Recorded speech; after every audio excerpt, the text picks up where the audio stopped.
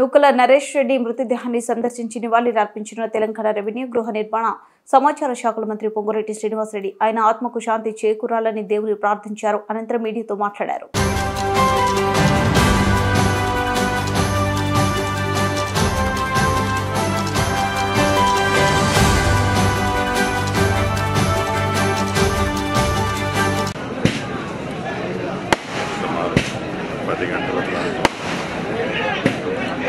స్వర్గస్థులయ్యారని చెప్పడానికి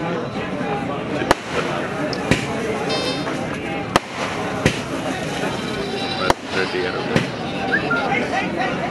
45 సంవత్సరాలు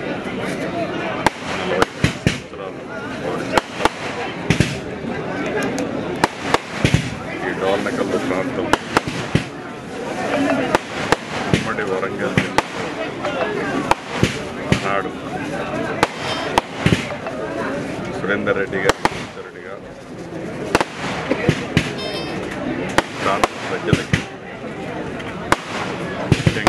గిరిజన ప్రాంతం ఈ గిరిజన ప్రాంత ప్రజలకి ఏ కష్టం వచ్చినా అండగా ఉంటూ వారి కష్టాల్లో పాలు పంచుకుంటూ పదవులు ఏమి లేకపోయినా చింతించకుండా నిత్యం ప్రజల కష్టాలతో పాలు పంచుకుంటూ ఎవరికి ఏ బాధ ఉందన్నా ఏ కష్టం వచ్చిందన్నా నేను అండగా ఉన్నానని ఒక ధైర్యాన్ని ఇస్తూ ఈ ప్రాంత ప్రజలకి ఎనలేని సేవ చేశారు.